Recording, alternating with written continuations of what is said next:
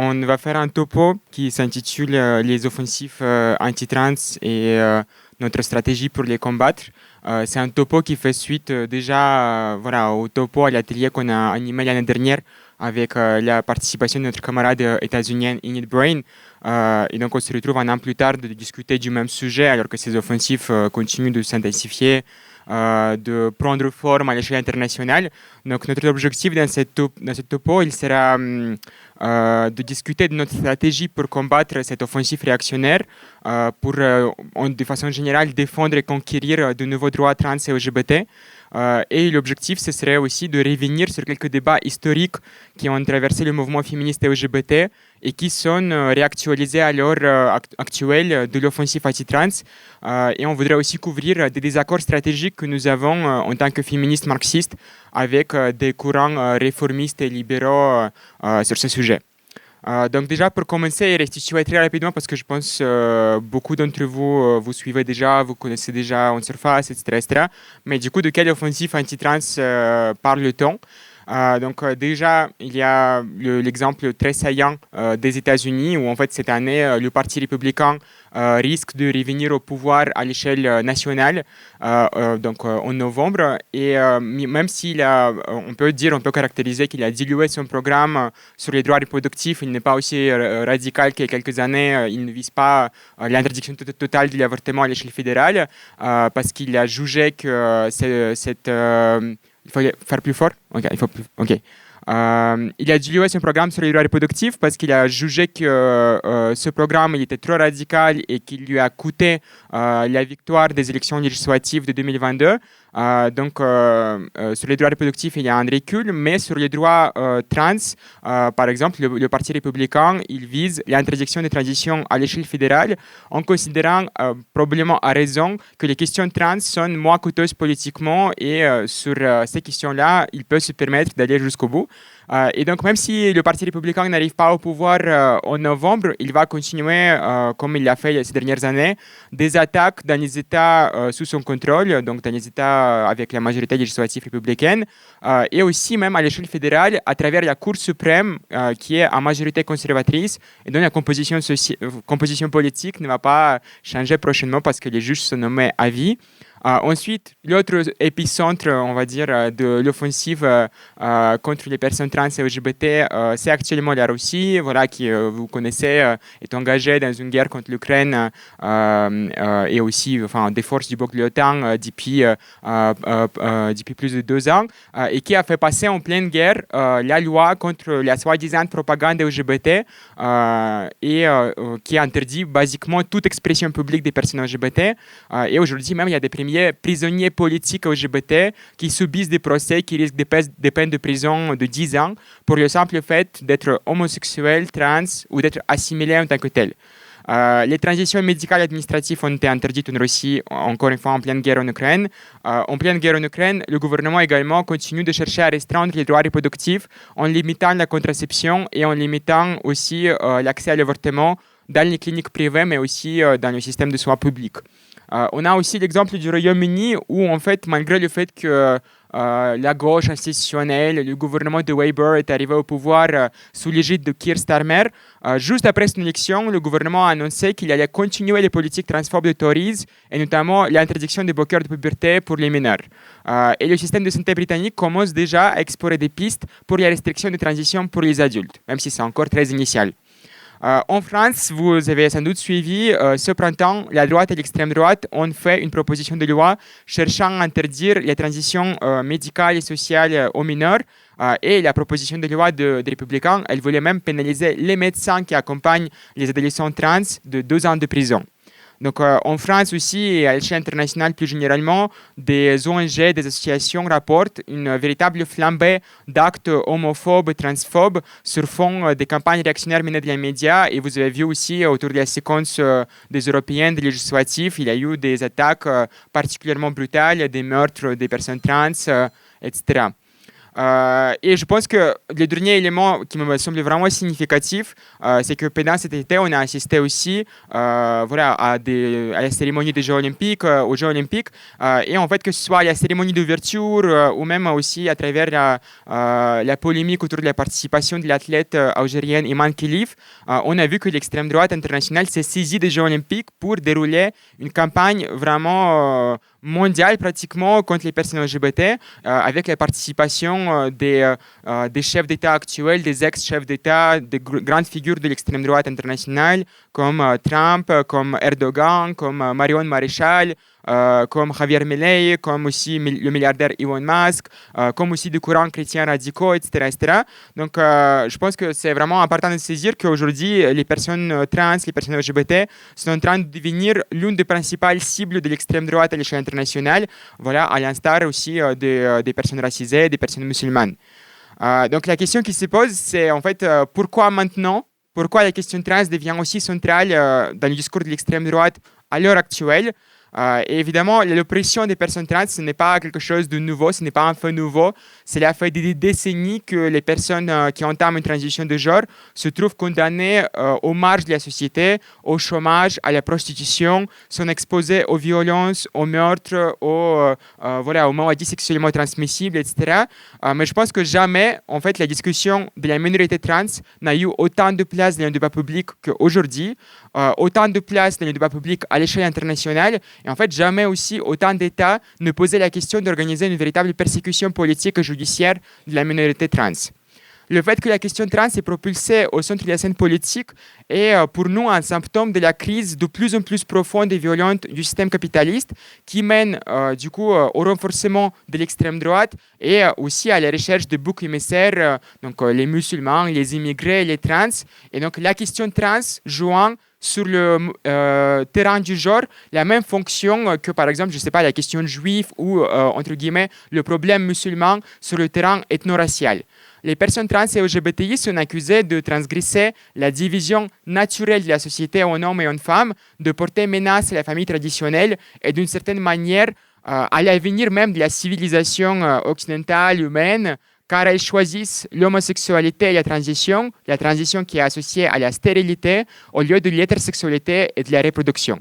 La question de la reproduction et même des taux de descendants de la natalité dans l'ensemble des pays de l'OCDE est en train de devenir une obsession non seulement des démographes, des spécialistes de ces questions, mais aussi de l'extrême droite qui en fait refuse de combler le spectre de la crise démographique en Occident par l'immigration, car elle entend aussi en parallèle fermer les frontières et organiser les expulsions massives des immigrés. Par exemple, aux États-Unis, Trump porte un programme d'expulsion de plus d'1 million de travailleurs immigrés et vraiment son programme, c'est la revendication de déportation de masse.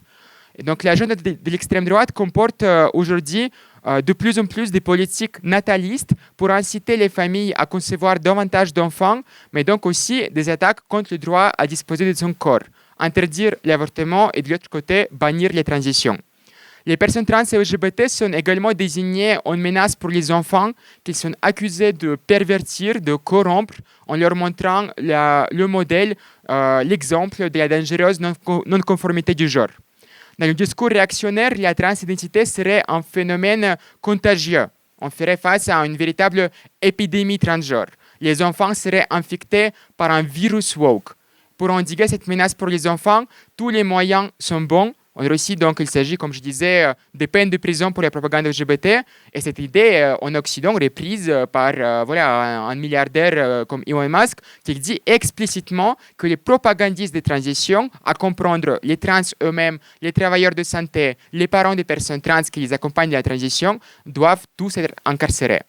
Et s'il y a 10 ans, donc, les discours anti-trans en Occident posaient leurs préoccupations, leurs doutes, leur inquiétude vis-à-vis de la question trans, on est très vite passé à un discours répressif qui représente la communauté trans qui est par ailleurs très hétérogène, qui est polyclassiste, qui est composée de personnes de toute origine nationale et religieuse, comme en fait un tout homogène et surtout comme un sujet subversif, dangereux et qui doit être combattu. Maintenant, quelques mots sur la mobilisation qu'on a eue en France contre la loi des Républicains. Heureusement, ces attaques rencontrent la résistance des organisations politiques, syndicales et associatives. En France, donc on a vu qu'au mois d'avril et de mai, il y a eu des mobilisations vraiment inédites à l'échelle française contre la transphobie, qu'on a participé à co-organiser avec Dupont et de Rose.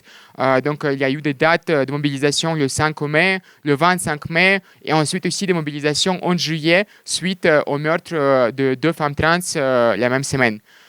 Et le 5 mai, par exemple, on a vu 25 000 personnes manifester dans 50 villes de France et de Belgique, donc dans les villes belges comme Bruxelles, comme Liège, contre cette offensive transphobe. La mobilisation était appelée Riposte Trans. Et évidemment, on n'est pas en train de dire que c'est égal, que c'est de même ordre d'idée que, je ne sais pas, les 200 000 personnes qui manifestent tous les 8 mars, que c'est la même chose que les 3 millions de personnes qui sont mobilisées pendant la réforme des retraites. Mais sur l'échelle de mobilisation trans en France, en fait, ça représente la plus grande date de mobilisation dans l'histoire de lutte trans française, dépassant de loin les manifestations annuelles trans comme l'existence inter. Et donc l'appel à la manifestation il a été signé par plus de 1000 personnalités, quasiment l'ensemble d'organisations politiques et syndicales de gauche de ce pays, la CGT, Solidaire, évidemment nous, Révolution Permanente, les deux NPA, la France Soumise, ELV, même Parti Socialiste, etc., etc.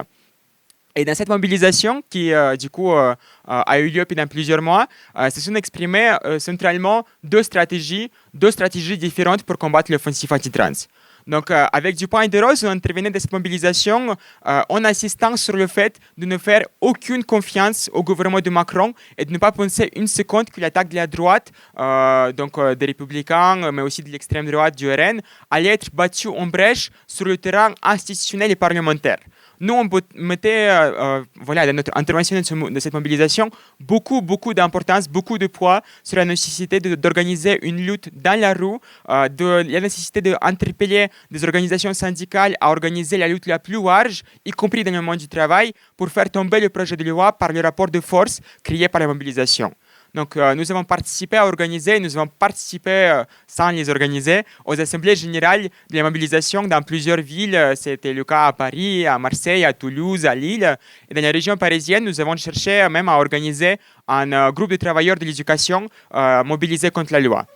Nous avons cherché aussi également à élargir les revendications de la mobilisation pour aller au-delà du retrait de la loi des Républicains et aller même vers les revendications positives comme la transition libre, dépsychiatrisée et gratuite, les investissements massifs pour l'hôpital public. Et nous avons même cherché à élargir les revendications demandant dans les appels aux dates de mobilisation l'amnistie totale pour les militants de la cause palestinienne et les militants kanaks pour établir un peu de pont entre les luttes contre l'oppression transphobe et les luttes contre l'oppression coloniale. Une autre stratégie qui s'est exprimée dans cette mobilisation, c'était la stratégie réformiste qui a été portée par la France Soumise, mais aussi par quasiment l'ensemble des associations trans à l'échelle nationale et qui consistait dans le fait de prendre part à la mobilisation, bien sûr, bien entendu, mais voir la mobilisation comme de quelque sorte presque un second violon à la dynamique parlementaire. Donc, par exemple, la France Soumise a introduit, en concert avec les écolos et les macronistes, un projet de loi facilitant le changement du genre à l'état civil à l'Assemblée nationale. La sénatrice écologiste Mélanie Vogel a introduit un projet de loi identique au Sénat. Et donc, la date du 25 mai qui a été organisée par des collectifs proches de la France Soumise, par des associations trans, etc., la date du 25 mai, elle précédait de seulement quelques jours l'examen de la loi LR au Sénat. Et en fait, elle entendait faire pression sur le Sénat par une démonstration de la rue. Donc la stratégie de réformiste, elle consistait également dans l'interpellation du camp macroniste afin de le pousser à voter la loi facilitant le changement du genre à l'état civil proposée par les écologistes et les filles. Donc, tout en constatant les prises de position réactionnaires du groupe présidentiel sur l'immigration, ces attaques aussi antisociales, les réformistes considéraient le camp macroniste comme un allié de circonstance dans la lutte contre la loi transphobe de la droite. Donc, tout en participant à la mobilisation, les militants qui ont été acquis à cette conception, à cette stratégie réformiste, ils organisaient des sessions de phoning, donc des appels aux sénateurs de droite pour les inciter à voter contre la loi et aller aussi aux auditions au Sénat pour échanger avec les sénateurs de gauche. Et leur programme, leur cahier de revendications qu'ils ont porté dans cette mobilisation, c'était donc limité au retrait de la loi des républicains et aussi le fait de pousser pour l'adoption de projets de loi portés par les écologistes et la France soumise qui facilitent le changement du genre à l'état civil, à la mairie, etc. etc. Et nous, on s'est fermement battu contre cette stratégie qui donne énormément de points voilà, à la dynamique parlementaire, qui cherche à faire pression sur les sénateurs de droite, etc. etc. Et donc, dans ce topo, on va essayer d'expliquer pourquoi. Parce que, en fait, c'est à nous, les révolutionnaires, qu'on fait souvent les reproches. Beaucoup dans le milieu militant, on nous dit qu'on est idéaliste, qu'on est des puristes, qu'on est maximaliste. Et ce qu'on voudrait démontrer dans ce topo, c'est qu'en fait, on ne mène pas du tout ces débats par purisme ou par idéalisme, mais qu'au contraire, les révolutionnaires, les militaires révolutionnaires sont les plus grands pragmatiques. Et donc, si on se bat contre cette stratégie réformiste institutionnelle, c'est non seulement parce qu'elle ne marche pas, mais parce qu'elle est activement nuisible pour les mouvements féministes et LGBT. Donc, pour discuter de ça, on voulait soumettre plusieurs exemples à la discussion et je passe les paroles à Camille. Alors, en France, vous me dites si jamais vous m'entendez bien, hein. En France, la séquence de la mobilisation pour les droits trans, elle a été suivie de très près par la séquence électorale après la dissolution de l'Assemblée, ce dont vous devez vous rappeler, je pense. Et comme dans d'autres pays, avec ces élections-là, les débats sur la stratégie de lutte pour les droits trans se sont mêlés rapidement aux débats sur les élections. Et le premier argument du vote utile, donc qui a été beaucoup mobilisé, y compris par des secteurs qui se sont mobilisés pour les droits trans, c'est la lutte contre l'extrême droite. Donc un vote pour le NFP en France, un vote pour les démocrates aux États-Unis, un vote pour Podemos dans l'État espagnol, ça devient un vote antifasciste, un vote féministe, un vote pour nos droits, etc. etc. Et donc je voulais essayer d'évoquer un peu quelques exemples et de différents pays, etc., qui puissent un peu nous faire penser à un peu aux résonances, etc., et aux aboutissements de ces stratégies, et notamment en ce qui concerne nos droits à disposer de nos corps, etc. Donc, par exemple, après des mobilisations de masse sur le terrain féministe et la pression de la montée à l'extrême droite, l'Espagne a réussi à faire il y a quelques années ce que voudraient les partisans du NFP en France. En 2019, du coup, les Espagnols, ils ont élu le gouvernement le plus féministe de l'histoire, comme il se nomme lui-même et comme il a été nommé dans la presse à plusieurs reprises.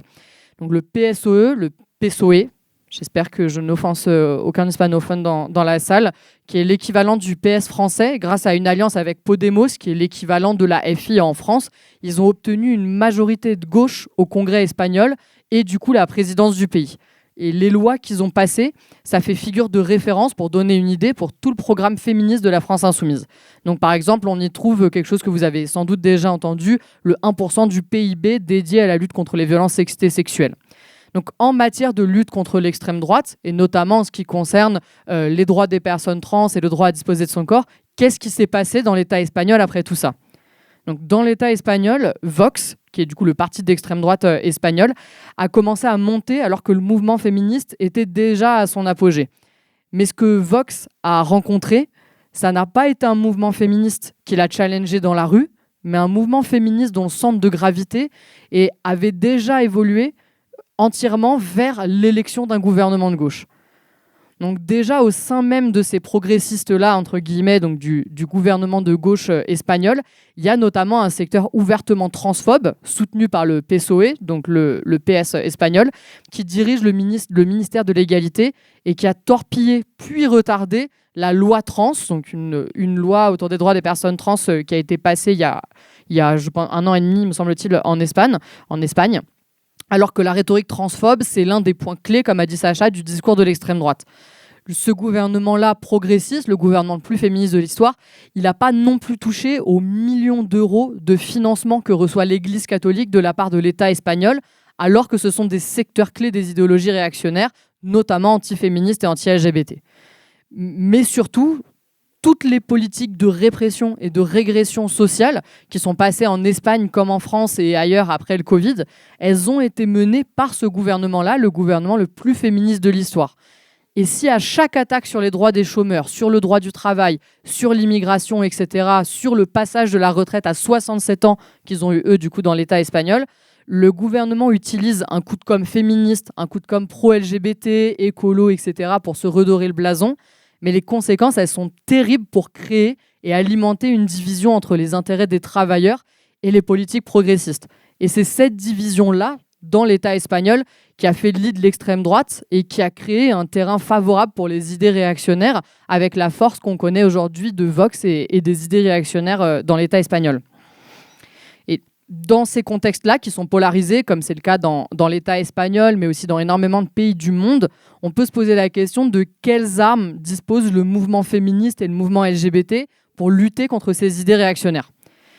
Et du coup, ce que nous montre cet exemple-là de l'État espagnol, c'est que déplacer le centre de gravité des luttes de la rue vers les urnes, c'est pas sans conséquence. Même si, comme on a pu l'entendre là, par exemple, pendant la séquence électorale en France, c'est juste pour cette fois, c'est juste pour un cas d'urgence, c'est juste pour cette élection-là, et après, premier juré, on retourne dans la rue, on continue de lutter, etc. Et la vérité, c'est qu'une fois qu'on a laissé son sort entre les mains de l'État, c'est très très difficile de venir le lui reprendre. En France, par exemple, on peut regarder un peu plus loin dans l'histoire, à la place des mouvements comme le MLAC et le MLF qui se sont battus pour l'avortement dans les années 70, dans les années 80, viennent des associations que l'État, avec son ministère du droit des femmes, commence pour la première fois à financer avec des subventions. Ça fait partie d'une dynamique internationale qui ne touche pas que la France et qui prend forme vers la fin du XXe siècle. L'offensive néolibérale, elle s'accompagne par des financements massifs des associations et des ONG par les gouvernements et les institutions internationales comme la Banque mondiale, etc., etc. Et ce phénomène-là, il instaure le rapport qu'on a hérité jusqu'à aujourd'hui à l'intérieur du mouvement féministe, LGBT, etc., où l'organisation la plus répandue, la modalité d'organisation la plus répandue chez les féministes, mais aussi dans la communauté LGBT, ça reste l'association, donc l'association dépendante des subventions de l'État, que ça soit à l'échelle nationale, de la région, de la collectivité, etc. Et du coup, des associations comme on doit sans doute tous et toutes en connaître ici, qui cumulent des missions d'aide concrètes, qui sont par ailleurs nécessaires à la survie de beaucoup de personnes marginalisées et du coup qui accomplissent énormément de missions dans ce sens, et d'un lobby parlementaire, d'un rôle de consultant auprès des instances du gouvernement pour les droits des personnes qu'elles représentent. C'est le cas de AID, par exemple, une association de lutte contre le VIH que vous devez sans doute connaître dans le mouvement LGBT, mais aussi de plusieurs associations de lutte contre les violences faites aux femmes également. Et ce, à plusieurs échelles, nationales, régionales, etc. Vous en avez sans doute une dans votre région. De ce modèle-là d'organisation découle une modalité d'action. Le rôle de l'acteur politique féministe et LGBT, aujourd'hui, c'est celui d'être l'interlocuteur du gouvernement, mais aussi d'être son sous-traitant pour gérer les problèmes de la société patriarcale, par exemple comme les violences sexistes ou la misère, etc., et de nombreux problèmes sanitaires qui touchent la communauté LGBTI. Donc, découle de tout ça aussi une dépendance à l'État qui peut utiliser ses subventions comme une laisse pour maintenir le mouvement féministe ou LGBT proche de ses intérêts. Donc, par exemple, vous vous en souvenez peut-être, c'est ce qu'a invoqué très clairement Aurore Berger quand elle menaçait de couper les subventions aux associations féministes qu'elle définissait comme soutenant le Hamas. Par ailleurs, elle n'en a finalement trouvé aucune. Mais voilà. Donc aujourd'hui en France, on voit que ce modèle-là d'association subventionnée, interlocuteur du gouvernement, etc., il entre en crise ce modèle-là, il entre en crise et que les mouvements féministes et LGBT qui avaient déjà depuis plusieurs années laissé leur sort dans les mains de ces associations dépendantes de l'État, elles sont orphelines de stratégie de lutte. Donc sous le deuxième mandat de Macron, dans lequel on est aujourd'hui, qui met en œuvre l'austérité budgétaire de manière toujours plus croissante, de manière toujours plus hardcore, pour le dire comme ça, qui emprunte des éléments de langage à l'extrême droite, qui parle du réarmement démographique, des droits trans ubuesques, sans compter les attaques qu'on a vues pendant cette année sur le planning familial, qui étaient soutenues par certains membres du gouvernement, etc., etc. Ça devient de plus en plus difficile dans cette atmosphère qui est de plus en plus nauséabonde de continuer de penser que le lobby parlementaire, ça va suffire à inverser la vapeur. Et pourtant, en France, au-delà de cette histoire associative des années 80, etc., dont j'ai parlé, il existe aussi une tradition très riche de lutte pour le droit à disposer de son corps qui dépasse largement l'enceinte parlementaire.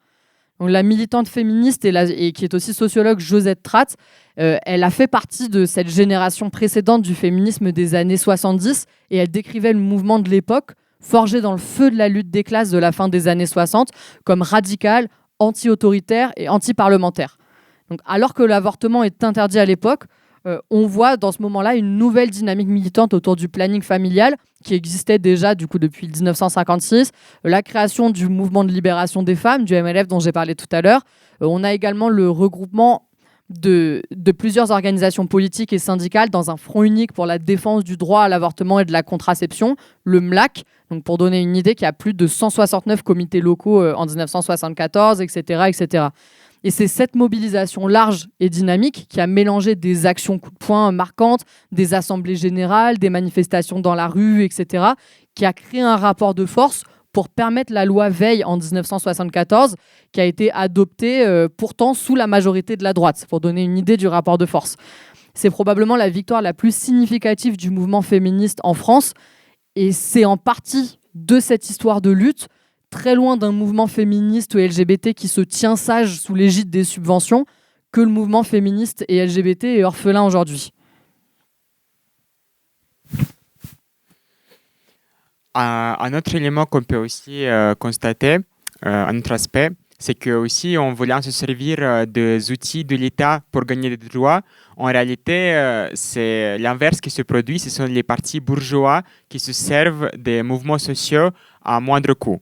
Aux États-Unis, par exemple, les luttes les plus conséquentes pour le droit à l'avortement remontent elles aussi au début des années 60, quand un mouvement féministe a émergé en parallèle des luttes contre la guerre de Vietnam et a commencé à poser comme MLF en France au même moment le combat national pour le droit à l'avortement. C'est donc dans ce contexte politique, face à la mobilisation de la rue, que la Cour suprême des États-Unis, une institution judiciaire profondément antidémocratique, réactionnaire, qui n'est pas élue à suffrage direct ou quoi que ce soit, elle a protégé, même cette institution réactionnaire, elle a protégé le droit à l'avortement à l'échelle fédérale pour la première fois dans l'histoire, voilà, grâce aussi au rapport de force qui existait à l'époque dans la mobilisation du mouvement féministe.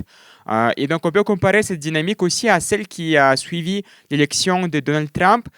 et des militantes féministes, des groupes féministes qui ont cherché à combattre l'abrogation de Roe vs. Wade qui est arrivée il y a 2 ans. Premièrement, on peut citer la Women's March, cette manifestation massive de 2017, juste après l'élection de Trump, qui a réuni plus d'1 million de personnes. En fait, cette mobilisation, elle a été fortement investie par le Parti démocrate et a été vue même par la presse, même par la population, comme l'expression de l'opposition démocrate à la présidence de Trump dans la rue, etc. Et donc, on peut voir que parfois, même si on prend les mobilisations, même si 1 million de personnes descendent dans les rues, ça peut être un exemple également d'un mouvement de masse qui ne cherche pas à agir en tant qu'acteur indépendant, qui ne cherche pas à construire une mobilisation de la durée, qui ne cherche pas à engager des couches de plus en plus larges de la population de la lutte, qui ne cherche pas non plus à utiliser des méthodes qui montent en puissance et qui construisent un rapport de force de plus en plus conséquent face à l'État. Au lieu de ça, on peut avoir un exemple, même encore une fois avec 1 million de manifestants, d'un mouvement qui se cantonne au fait de faire une seule démonstration pacifique et largement symbolique et inoffensive dans la rue, parce que c'est ça qu'a été Women's March 2017, et ensuite, faire cette démonstration dans la rue également en soutien à ces représentants politiques, donc le Parti démocrate dans ce cas-là, qui préparent leur retour au pouvoir. Donc, c'est pourquoi, malgré les attaques contre les droits reproductifs, malgré les attaques contre les droits trans, qui en fait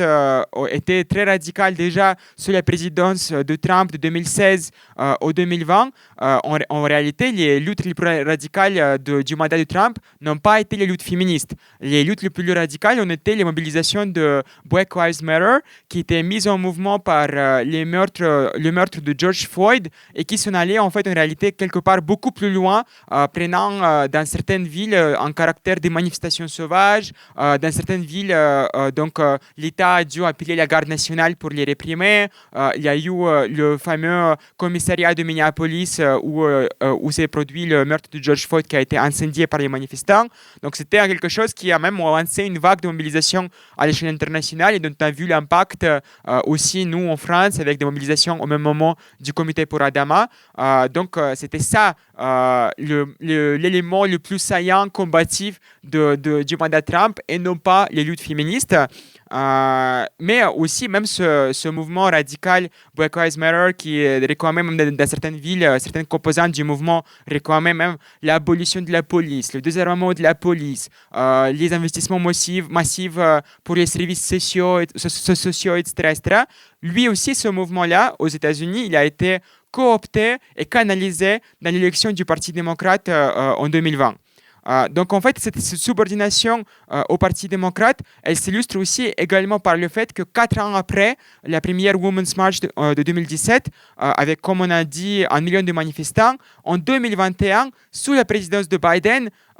donc un président démocrate, la même marche a réuni seulement quelques dizaines de milliers de manifestants dans un pays avec une population quand même de 300 millions de personnes. Et ce, malgré le fait que les attaques contre les droits transreproductifs n'ont pas cessé avec l'arrivée de Biden au pouvoir. Et dans les États républicains, donc presque la moitié du pays, elles ont même accéléré sous le mandat de Biden. Donc cet état de démobilisation et de passivité a été particulièrement donc, dramatique quand la Cour suprême, avec sa supermajorité conservatrice, a voté pour abroger Roe vs. Wade, mettant donc fin à la protection fédérale du droit à l'avortement et permettant l'interdiction immédiate de l'avortement dans plus d'une dizaine d'États. Et c'est là où s'est clos, en fait, une réalité, une histoire de presque de 50 ans où ce droit a été protégé à l'échelle fédérale, résultat des luttes, comme on disait encore une fois, des années 60 et des années 70. Et donc, paradoxalement, après cette interdiction, la réponse des acteurs institutionnels du mouvement féministe comme Women's March n'a fait que diminuer et les marches se sont encore réduites, même de cette manifestation de quelques dizaines de milliers de personnes, ils se sont encore réduites au cours de la présidence de Biden.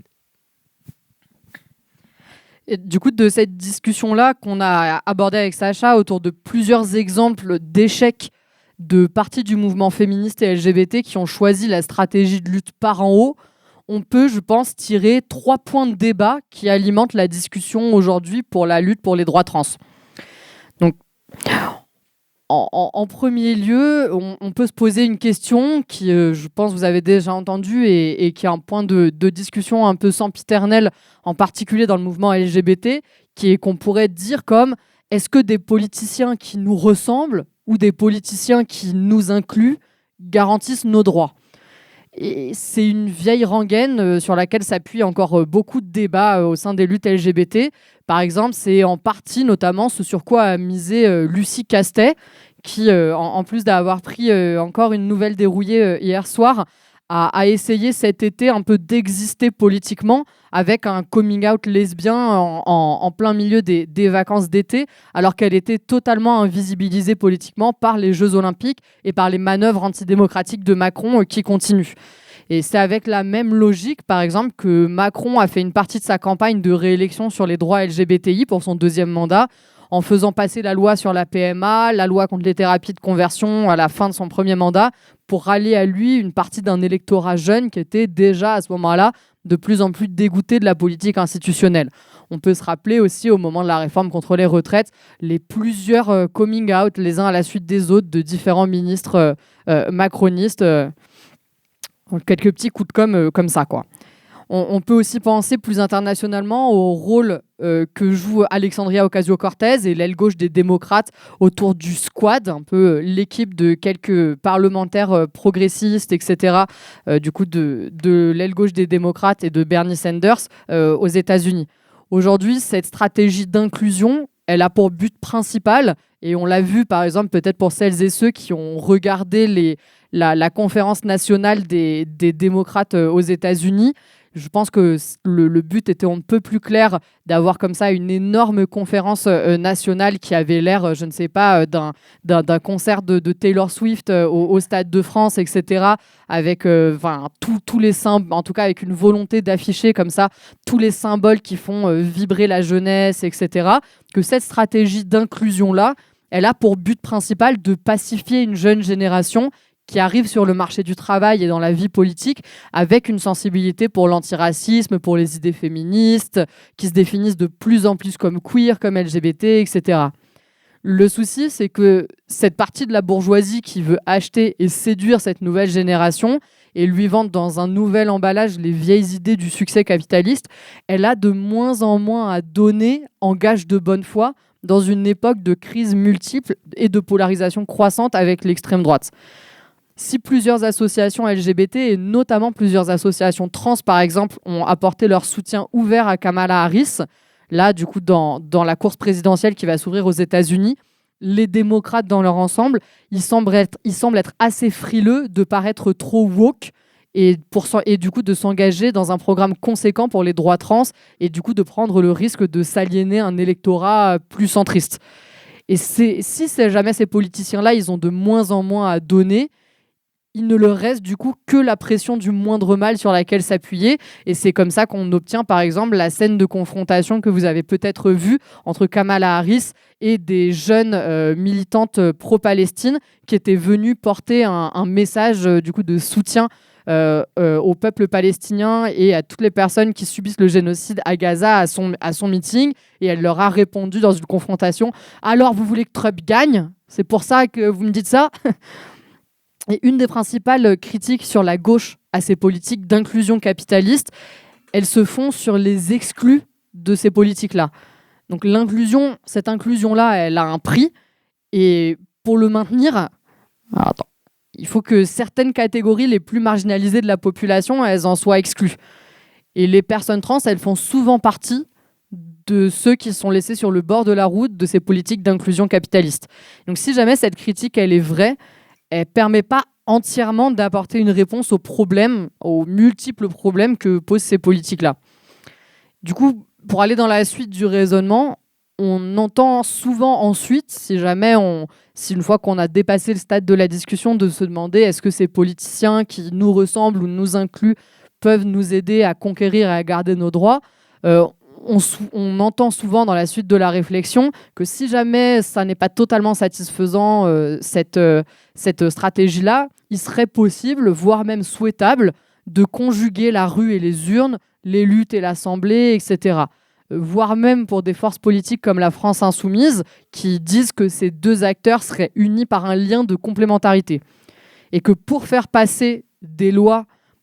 pour nos droits dans les chambres de députés hostiles, il faudrait la combinaison donc, de députés de gauche qui se battent à l'intérieur, appuyés par des mouvements sociaux de pression dans la rue qui s'arrêtent aux portes de l'Assemblée, là où du coup les députés de gauche prennent le relais à l'intérieur.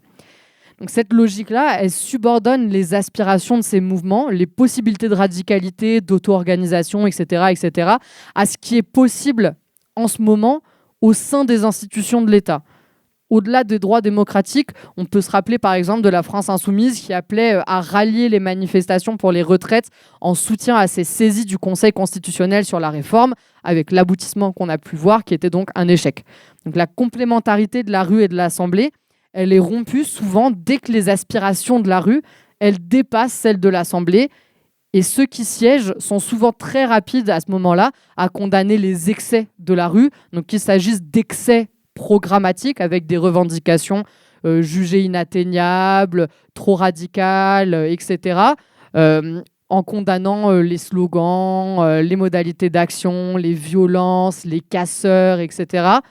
Et plus qu'une complémentarité, ce à quoi on assiste, c'est en vérité une subordination de la rue à l'Assemblée.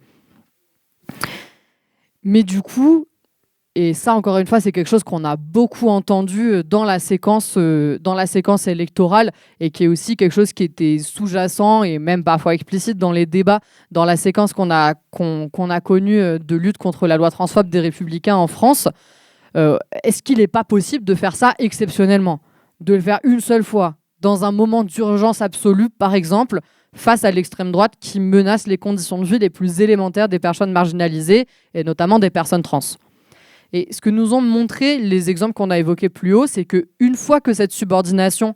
de la rue à l'Assemblée elle a lieu, le mouvement il est considérablement affaibli et que quand le vent tourne, il est difficile de rallier de nouvelles forces avec des méthodes qu'on a dédaignées ou abandonnées. Donc j'évoquais un petit peu plus tôt l'exemple de l'État espagnol et l'histoire elle est très parlante. Avec l'ascension de Podemos qui faisait partie du gouvernement, qui avait des ministères, etc., le mouvement féministe espagnol a placé peu à peu sa confiance dans les mains des élus et des ministres.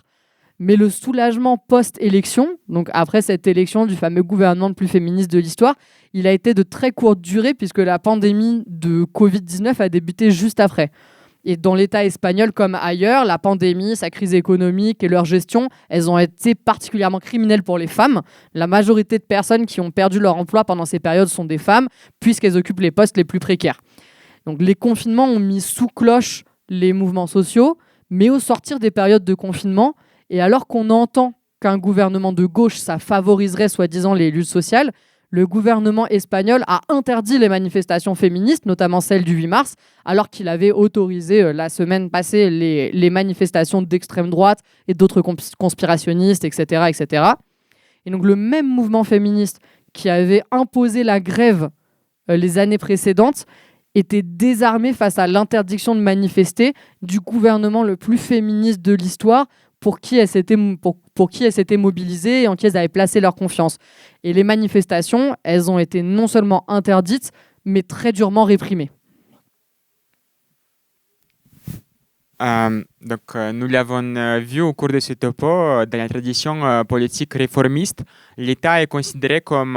une entité neutre, une espèce d'espace qu'on peut investir, et cet investissement serait tout à fait anodin, sans conséquences, etc., etc. Et avec laquelle, donc une entité avec laquelle on peut travailler également pour étendre toujours plus le spectre des droits démocratiques des femmes et des LGBTI. En fait, les réformistes, ils voient la question de l'État pour caricaturer de façon très grossière, mais globalement, ils voient la question de l'État sur un spectre allant des États démocratiques aux États autoritaires. Et la tâche pour les réformistes serait de tendre vers des régimes toujours plus démocratiques et parlementaires dans lesquels les institutions bourgeoises seraient chargées à défendre et à réaliser les droits démocratiques proclamés sur le papier, donc la liberté, l'égalité, etc., etc. Donc pour les révolutionnaires, l'État capitaliste, quelle que soit sa forme, démocratique, bourgeoise ou autoritaire, est avant tout un État qui est au service de la classe bourgeoise, c'est-à-dire un outil de domination d'une minorité bourgeoise qui s'est accaparé les moyens de production sur la majorité de la population, les travailleurs. Cet État, ses institutions, ses fonctionnaires, sa police, son armée sont mis en place pour défendre les intérêts de la classe dominante, pour maintenir en place l'ordre économique existant, le système capitaliste, mais donc aussi les oppressions qui sont aujourd'hui profondément enchevêtrées avec lui, le sexisme, le racisme, etc. L'État bourgeois ne peut pas être pour nous un outil de lutte contre les oppressions, on ne peut pas l'investir, on ne peut pas dialoguer avec lui, puisqu'il est en fait une des premières sources, il est le premier responsable de leur renforcement. Les oppressions, en fait, elles jouent un rôle de béquille nécessaire pour l'exploitation capitaliste. Elles permettent la division genrée et raciale du travail avec des salaires et des conditions de travail inégales selon les catégories de la population. Et ces divisions, selon les lignes raciales et du genre, sont renforcées par le patronat pour également empêcher l'unité de la classe ouvrière. Dire que l'État capitaliste joue un rôle de premier plan dans le renforcement des oppressions peut paraître contradictoire avec le fait qu'il accorde certains droits démocratiques comme, la constitutionnalisation de l'IVG, le mariage gay, les droits trans, etc. Le gouvernement de Macron a commencé son mandat à la présidence, comme le disait Camille, par des projets de loi sur la PMA, par la facilitation du genre à l'état civil, et dans la droite lignée du Parti socialiste, son gouvernement menait un dialogue avec les associations LGBT et trans. Mais pendant cette même période, le gouvernement de Macron détruisait le droit du travail, s'attaquait aux retraites, imposait une austérité budgétaire toujours plus croissante, augmentant la part des profits du patronat. Donc, c'est ce que la chercheuse Nancy Fraser appelle le néolibéralisme progressiste, donc l'État capitaliste qui allie intelligemment les attaques antisociales avec la cooptation de mouvements sociaux à travers l'intégration d'une partie de leur programme à son agenda. Et c'est ce pinkwashing que les composantes réformistes du mouvement féministe et LGBT sont par ailleurs parfaitement capables de nommer en tant que telles, qui les a amenés à croire en notion du macronisme comme allié circonstanciel de la lutte contre les LGBT-phobies. Donc, l'impasse de cette vision s'est révélée à la veille des élections européennes, quand Macron, à la veille des élections législatives, quand Macron a dénoncé l'idée du changement du genre à l'état civil fait directement à la mairie comme ubuesque. Et donc, ça représente un tournant de 180 degrés pour Macron parce qu'il défendait précisément un tel programme ubuesque au législatif en 2022. Et ce tournant, en fait, il est facile à comprendre en réalité parce que les attaques antisociales de Macron ces dernières années ont préparé, ont cultivé le terrain pour l'extrême droite en France. Donc, l'enjeu de cooptation du mouvement féministe et LGBTI et l'enjeu du maintien de façades progressistes sur les questions du genre est donc quelque part passé au second plan en 2024. Donc, Macron, l'ancien progressiste néolibéral de 2017, en 2024 a pris la décision de s'adresser sur les questions du genre au secteur tenté par l'extrême droite, avec voilà, une rhétorique explicitement réactionnaire, comme il a déjà pu le faire dans les années précédentes sur les sujets de l'immigration, des quartiers populaires, etc. Mais même la question d'un tel ou tel droit démocratique qui a été accordé, que ce soit comme à l'issue d'une mobilisation ou parce que l'État capitaliste a jugé que c'est dans ses intérêts de coopter une partie du mouvement féministe et LGBTI, même cette question des droits démocratiques accordés ne doit jamais offusquer le rôle central que joue l'État capitaliste dans la reproduction des oppressions. Donc déjà, c'est le maintien de la division de la société en hommes et en femmes depuis la naissance, à travers l'école, etc., à travers tout le parcours d'une vie. C'est la mutilation des enfants intersexes qui est organisée avec l'aval de l'État. C'est le maintien aussi de certaines catégories de la population, par exemple les femmes, les personnes LGBTI immigrées, hors la sphère productive, dans la catégorie des sans-papiers, et donc on leur refuse l'accès au travail légal. La criminalisation de ces couches de population aussi, avec la loi comme la loi de 2016 de pénalisation de clients, et de façon générale, par exemple aussi le violent contrôle des frontières, d'immigration, etc. Du coup, si jamais on comprend que l'État, comme disait Sacha, c'est celui qui organise et qui reproduit nos oppressions, et que du coup, les phénomènes de croissance de l'extrême droite, de montée des idées réactionnaires, etc., ce ne sont pas des bugs du système, mais qui font partie intégrante de ce système, on comprend qu'on est face à un ennemi de taille. Et ça peut faire un peu peur. Et la réponse à ça, pour moi, c'est qu'il n'y a pas de raccourci. C'est quelque chose qu'on a rabâché tout autant pendant la période de lutte contre les attaques législatives anti-trans que pendant les élections. Qu'il n'y a pas de scénario où après l'examen au Sénat de la loi des Républicains, etc., ou après le deuxième tour des élections, le danger serait écarté, où on pourrait tous aller se recoucher tranquillement et on dormirait tranquille. Et c'est dans ce sens-là qu'on est intervenu dans la séquence de lutte contre les lois anti-trans, en cherchant à faire une place aux luttes trans dans le mouvement social, et du coup à faire sortir ce sujet-là d'une forme de marginalité et que ça soit des sujets qui soient délégués au 1% de la population concernée, en cherchant à faire et à penser des alliances pour pouvoir lutter dans la durée. Parce que le combat contre les idées réactionnaires, c'est pas un combat qui est à mener sans armes. On a cherché dans ces séquences-là à convaincre que ce combat-là, il pouvait pas se faire sans la force de frappe de la classe ouvrière. On l'a vu pendant la séquence électorale, quand les idées réactionnaires elles gagnent du terrain dans la classe ouvrière, il y a la tentation dans des secteurs du mouvement social, et on l'a vu notamment chez les féministes et chez les LGBT, d'abandonner la classe ouvrière à son propre sort, entre guillemets. Et de dire, comme on a pu le lire sur les réseaux sociaux, avec tout un tas de commentaires empreints de mépris de classe, que les ouvriers qui votent RN seraient bêtes, qu'ils se débrouillent avec les lois antisociales que le RN va faire passer, que ce serait une histoire de manque d'éducation, etc., etc. Mais pendant qu'une minorité de personnes trans, de personnes LGBT de manière générale, peut s'imaginer vivre dans un îlot progressiste dans certains quartiers des centres urbains qui votent majoritairement le Nouveau Front Populaire, la majorité de ces personnes trans, de ces personnes LGBT, elles font partie intégrante de la classe ouvrière et elles n'ont pas le luxe d'éviter la confrontation avec l'avancement de ces idées et de les laisser se débrouiller dans leur coin. La classe ouvrière d'aujourd'hui, elle est environ à l'échelle mondiale à 50% composée de femmes. Elle est racisée, elle est constituée d'une part importante de personnes immigrées, etc., etc. Ce qui ne l'empêche pas d'être traversée de contradictions, mais ce qui veut dire qu'on ne peut pas empêcher le lien qui existe de fait entre les revendications de lutte contre les oppressions et les revendications de classe, et qu'il existe un enjeu vital non seulement pour les membres opprimés de la classe ouvrière, mais pour la classe dans son ensemble, si jamais elle veut pouvoir s'unir et riposter avec une même voix, à prendre en charge ces revendications-là. Et le revers de la médaille de cette logique, c'est que, enfin, le revers de la médaille, le côté face ou pile de la pièce, selon celui qu'on veut prendre en premier, c'est que pour faire face à ce type d'ennemis, comme les réactionnaires, l'État, etc.,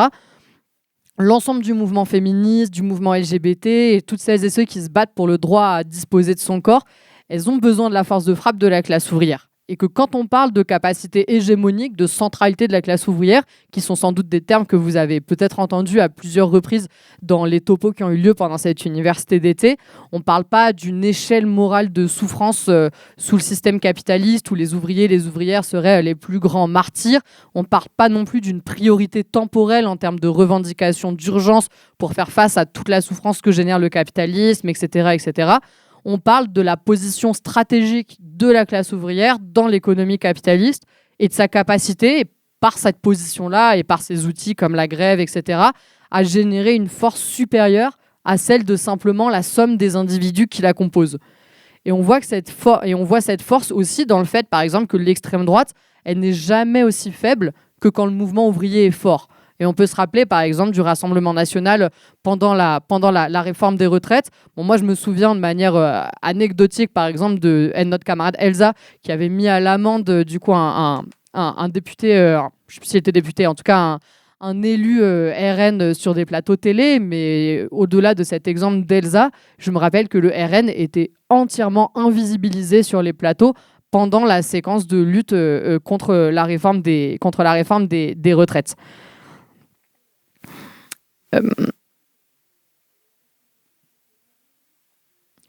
Oui, et du coup, à l'inverse de ça, l'extrême droite et ses idées, c'est ce que disait aussi Sacha tout à l'heure, elles prospèrent sur les défaites du coup du mouvement ouvrier, et c'est ce qu'on voit avec aujourd'hui la situation dans laquelle on est, qui s'est ouverte avec la défaite de ce même mouvement de lutte contre la réforme des retraites. Et du coup, prendre part pour la gauche institutionnelle, depuis le mouvement féministe, LGBT, comme on a vu beaucoup le faire, et du coup une gauche institutionnelle qui est responsable par ses trahisons, ses déceptions, etc., de la montée de l'extrême droite, et qui est largement détestée, à juste titre, par une grande partie de la classe ouvrière qui vote RN par dépit. C'est en plus de se fourvoyer, c'est ce qu'on a cherché à démontrer pendant tout le topo, c'est donc se fourvoyer sur ce qui est à même de faire gagner nos revendications, mais c'est aussi en plus de se couper du dialogue qui est possible avec cette partie de la classe ouvrière. Et on pense que c'est le travail des militants révolutionnaires de challenger ces idées réactionnaires, non seulement en les bataillant depuis les syndicats, et vous avez peut-être pu assister au topo de Gaëtan sur la lutte contre l'extrême droite dans le mouvement ouvrier, dans les syndicats, etc., qui parlait notamment de ça. Donc, c'est non seulement le rôle des militants ouvriers, des militants révolutionnaires de challenger ces idées réactionnaires depuis le mouvement ouvrier lui-même, ses syndicats, ses lieux de travail, etc., etc. Mais c'est aussi le rôle des militants révolutionnaires de faire ça depuis notre intervention dans les mouvements sociaux, dans les mouvements féministes, LGBT, etc. Et dans cette logique-là, pour illustrer ce qu'on entend par là, même si jamais c'est une démonstration humble et à petite échelle, c'est avec cette logique-là qu'on a défendu la campagne pour faire connaître la lutte des Neuhauser pour la réintégration de Christian Porta en amenant des caisses de grève dans les prides à travers la France et en discutant de cette campagne-là pendant la séquence électorale. C'est pour montrer que les militants et les militantes LGBT, ils se soucient bien plus du sort des ouvriers réprimés que ne le fera jamais le RN. Et même quand il s'agit d'une usine sur les terres conquises du RN, dans la ville que Bardella a choisie pour son premier meeting de campagne. Et je pense que si jamais vous avez vu le film de Carole qui a été projeté il y a quelques jours à l'université d'été, vous avez pu entendre Christian en parler dans le film. C'est une logique qui a permis notamment de commencer des discussions avec certains des ouvriers qui votent RN à l'intérieur de l'usine. Et moi, de manière anecdotique, je me rappelle avoir eu des camarades au téléphone, du coup des camarades jeunes qui militent sur Metz, etc., qui m'ont appelé au téléphone la veille de la Pride de Metz et qui étaient choqués et qui ne savaient pas quoi faire du fait que des ouvriers qui avaient dit voter RN allaient venir dans la Pride le lendemain avec des t-shirts arc-en-ciel pour faire les casses de grève avec eux. Et ils ne savaient pas quoi faire de ce phénomène et ils s'en inquiétaient. Et que du coup, au travers du coup des liens qu'ont pu tisser ces étudiants avec les travailleurs de Neuhauser, etc., cette Pride s'est très bien déroulée. Notre démarche avec Dupin et Desroses, c'est donc, comme l'expliquait un peu Camille, c'est de construire une fraction marxiste et révolutionnaire du mouvement féministe et LGBTI en puisant dans les meilleures traditions du travail pionnier qui a été mené par les militantes socialistes et communistes à la fin du 19e siècle, au début du 20e, pour organiser des femmes de la classe ouvrière qui entraient massivement à l'époque dans le monde du travail. On espère aussi tirer une certaine inspiration des meilleurs exemples du militantisme LGBTI radical, anti-impérialiste, pro-ouvrier, comme celui de la génération Stonewall à la fin des années 60 aux États-Unis, dont l'émergence a été concomitante avec la lutte contre la guerre du Vietnam, avec les processus de lutte de classe de 68 qui secouaient le monde entier, ou encore même le groupe Lesbians and Gay Support for Minors, qui est un groupe LGBT pro-ouvrier qui a émergé en Angleterre de Thatcher dans les années 80. Donc, on souhaite aujourd'hui, en mobilisant ces exemples, montrer au mouvement féministe et queer contemporain qu'il existe une alternative stratégique à la cooptation et au réformisme. Nous défendons l'importance de lutter pour les droits démocratiques, même sous un régime capitaliste. Donc oui, évidemment, nous portons tout un tas de revendications, comme par exemple la revendication d'une transition libre, gratuite et dépsychiatrisée. Nous défendons également l'accès à la PMA pour toutes les personnes trans, l'arrêt des mutilations des personnes intersexes, évidemment la défense et l'extension du droit à l'avortement. Mais au-delà de ces droits formels, nous défendons aussi le fait de se battre pour le fait d'assurer les moyens qui rendent ces droits effectifs, pour des moyens massifs pour les services publics et pour l'hôpital, par exemple. Et nous défendons aussi également des revendications qui sont qui ont pour nous un caractère plus transitoire, celle de l'éducation en question du genre et de sexualité, prise en charge par les travailleurs et des travailleuses de santé et de l'éducation, ou par exemple aussi, selon un principe similaire, la mise de production de l'industrie pharmaceutique, grâce à laquelle du coup les personnes trans peuvent se procurer des hormones, les personnes avec des maladies chroniques, y compris séropositives, peuvent se procurer des médicaments nécessaires pour leur survie. La mise de production de cette industrie pharmaceutique qui est aujourd'hui brevetée, où il y a des monopoles énormes qui empêchent la distribution libre et gratuite de ces traitements essentiels, la mise de cette industrie pharmaceutique sous le contrôle des travailleurs de la santé. Et pourquoi je dis transitoire? Parce que pour nous, en fait, la notion de ce contrôle ouvrier, de cette mise en place de la production sous le contrôle ouvrier, elle est aujourd'hui inconcevable dans le cadre du système économique actuel. Donc, pour nous, il est vraiment crucial aussi de poser dans notre programme, dans nos revendications, le dépassement de l'horizon du capitalisme et la nécessité de la lutte qui en fait va plus loin, qui même va vers une lutte révolutionnaire pour une autre société, pour un autre système économique. Et donc, pour donner un exemple avec lequel je vais clore notre topo, il y a plus d'un siècle, dans un pays fortement arriéré d'un point de vue du développement de l'économie capitaliste et où, en fait, c'était le dernier endroit, en réalité, même les marxistes de l'époque attendaient qu'une révolution arrive dans un pays comme la Russie. En fait, la révolution socialiste, elle a permis des avancées énormes, inédites, ultra en avance, plusieurs décennies en avance sur les États capitalistes en termes de droits démocratiques. Donc, c'était la dépénalisation de l'avortement, de l'homosexualité, de la prostitution et même la mise en place d'une forme rudimentaire du changement du genre à l'état civil qui a été mis en place pour les personnes intersexes à l'époque, mais qui a été aussi utilisé par les personnes trans à l'époque. La mise en décret de ces droits démocratiques, elle a été accompagnée aussi par la lutte pour la sortie des femmes de la sphère domestique dans la sphère de production et également par les programmes de socialisation des tâches domestiques avec l'organisation des laveries, des cantines collectives, ce qui était vraiment un pas primordial aussi pour briser les vieux carcans de la société patriarcale, pour aussi dépasser la famille et dépasser toutes les tâches qui tomber sur les femmes au sein du foyer dans la sphère de la société, dans la sphère collective, quoi. Mais ce renversement du système capitaliste et cette prise du pouvoir par la classe ouvrière, elle n'a pas permis de détruire l'oppression patriarcale du jour au lendemain avec un claquement de doigts, mais quand même son principal outil du renforcement, donc l'État tsariste à l'époque, a été renversé et donc les bases matérielles de l'oppression ont été ébranlées. Il s'agissait de transformer non seulement ces bases légales de l'État, mais aussi les mœurs, la morale, la conscience de toute la population qui a été née, qui a été formée, qui a été élevée sous le capitalisme et qui donc a été profondément imprégnée des idées que lui a léguées le régime au fil de ces années, de ces décennies de vie sous le capitalisme, sous un régime tsariste. Et donc, pour en venir à bout, et dans un contexte aussi d'énormes contradictions qui commençaient à se montrer dans l'État soviétique, qui étaient liées à l'isolement de la révolution russe,